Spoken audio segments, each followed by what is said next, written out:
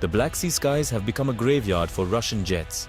Once a secure zone, Crimea is now a battleground where Ukrainian forces, armed with Western missiles and innovative drones, have inflicted heavy losses.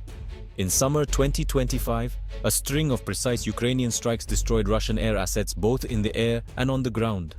The loss of several advanced Su-30SM fighters, Russia's regional air power backbone, has rattled Moscow. 2 Su-30SMs were lost in a single week, one to a Patriot missile, another to friendly fire, highlighting the confusion plaguing Russian air defenses. These aren't just hardware losses, they're strategic setbacks, limiting Russia's ability to control the Black Sea and defend its fleet. Air bases in Crimea, once safe, are now under constant threat from Ukrainian drones and missiles. The Saki airbase attack in 2022 was a turning point, but recent strikes prove nowhere is safe. Russia is forced to disperse its aircraft, complicating maintenance and reducing readiness. The pattern reveals a Russian military struggling to adapt as Ukrainian innovation outpaces it. The Su-30SMs, once symbols of strength, are now falling victim to systematic targeting. This attrition is unsustainable, eroding Russia's capabilities and morale, and shifting the Black Sea air war's balance. The Kremlin's narrative of dominance is being shattered by burning wreckage and jets falling from the sky. The 43rd Separate Naval Assault Air Regiment at Saki Air Base was once the pride of Russian naval aviation. Before 2022, it was an elite unit, flying modern Su-30SMs and Su-24 bombers, tasked with controlling Black Sea airspace. At the war's outset, its pilots flew with impunity, supporting Russian advances and striking Ukrainian targets. But as Ukraine's air defenses improved with Western support, the regiment's losses mounted. Pilots were forced to fly higher and further from targets, reducing accuracy and effectiveness. The regiment's confidence faded as combat dragged on, with maintenance and fatigue taking a toll. By summer 2022, the elite status was gone, replaced by exhaustion and mounting losses. The regiment's future now hangs by a thread, battered by relentless Ukrainian innovation. The pride of the Black Sea Fleet faces a perilous, uncertain fate. The 43rd Regiment's decline is marked by a series of disasters. Early in the invasion, several Su-24 bombers were shot down during low-level attacks. The first major blow came in August 2022, when explosions at Saki airbase destroyed at least 9 aircraft without a single aerial dogfight. Ukraine's ability to strike deep into Crimea shattered Russian confidence in their rear area security. As Ukraine acquired advanced weapons, the threat only grew. In September 2024, a coordinated missile and drone attack downed another Su-24 and damaged key facilities. The air war shifted from dogfights to multi-layered attacks targeting Russian assets everywhere. In May 2025, a Ukrainian drone swarm destroyed another Su-30SM on a Crimean airfield. July 2025 saw 2 more Su-30SMs lost, one to a Patriot missile, one to Russian friendly fire.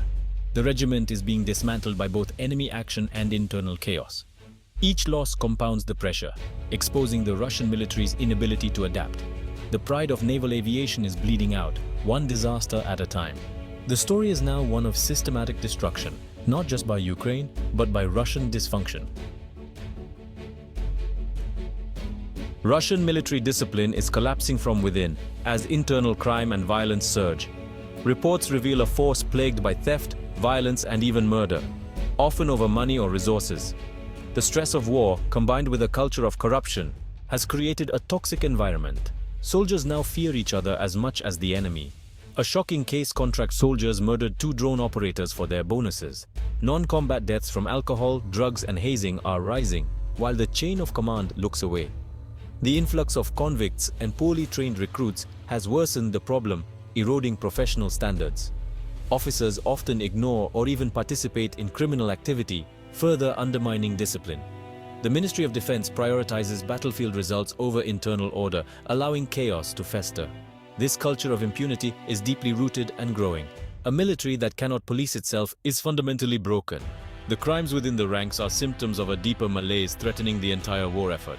The Russian army is rotting from the inside out. Russia's military justice system is paralyzed, especially in wartime. Military prosecutors and police lack real authority, often outranked by the commanders they're supposed to investigate. Frontline chaos makes proper investigations nearly impossible. Crime scenes are lost, evidence destroyed, witnesses scattered or killed. Investigators are stuck in rear areas, unable to reach the front, creating zones of lawlessness. Soldiers know their crimes are unlikely to be punished, fueling further abuse. Witnesses fear retaliation and rarely come forward. There's no protection for whistleblowers. Commanders prefer to handle incidents internally, often violently, rather than involve the justice system. The result is a vicious cycle. Unpunished crimes embolden criminals and erode trust. The leadership's priority is keeping troops in the field, not enforcing justice. The system is not just failing, it's designed to fail. Lawlessness at the front is now the norm, not the exception. The breakdown of justice is central to the army's decline. In Russia's military, the only law is the law of the strongest. Some Russians look back to World War II's SMERSH, the feared counterintelligence force, as a solution to today's chaos. SMERSH had sweeping powers, arresting, interrogating, even executing soldiers and officers on the spot. Its independence and brutality enforced discipline, but at a terrible cost. Today's military police are weak by comparison, lacking authority and autonomy. Calls to revive SMERSH-style methods ignore the changed political landscape. Putin's Russia is fragmented, and new power centers threaten the Kremlin's control. A true SMERSH revival is unlikely. It would challenge existing agencies like the FSB. More realistic reforms might strengthen military police and give them independence from field commanders. But entrenched interests resist change, and without top-level political will, reforms will be half measures. The military's disciplinary crisis is rooted in systemic rot, not just a lack of fear.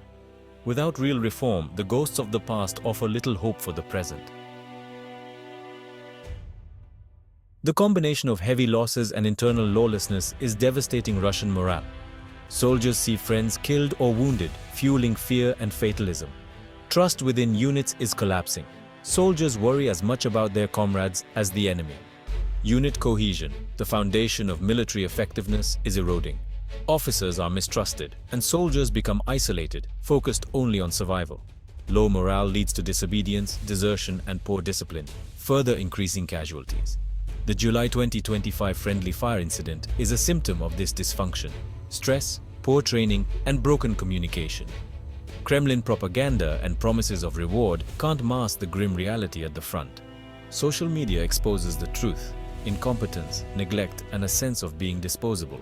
The most corrosive element is the sense of abandonment. Soldiers feel their sacrifices are meaningless. The Russian military's human cost is measured not just in casualties, but in broken spirits. The war's greatest casualty may be the will to fight itself. As Russia struggles in the Black Sea, Ukraine is striking deep into Russian territory. Using long-range drones, Ukraine targets Russia's military-industrial complex, disrupting production and forcing Russia to divert air defenses.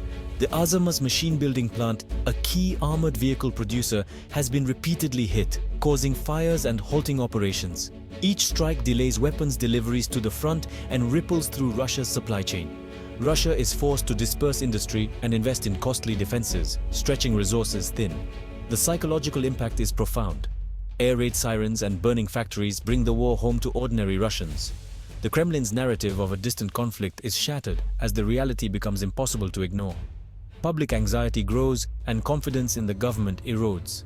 Ukraine's drone campaign is a strategic success, leveling the playing field in a war of attrition. The heartland is no longer safe. Ukraine has changed the rules of the conflict. Mounting aircraft losses and internal decay reveal a Russian military under extreme duress. Years of propaganda mask deep weaknesses now exposed by the war in Ukraine. Elite units like the 43rd Regiment are being ground down, losing irreplaceable pilots and hardware. Internal chaos, crime, corruption, and low morale cripples the army from within. The failure of military justice is central to this decline. Soldiers can't trust leaders or each other. Ukraine's relentless drone campaign adds pressure, disrupting supply chains and forcing Russia onto the defensive. The conflict now reaches deep inside Russia, not just the battlefield. Russia's quantitative advantage is undermined by its inability to convert resources into battlefield success. The war is a test of institutional resilience, and the Russian military is showing dangerous cracks. The breaking point is near, and the consequences could reshape the entire conflict.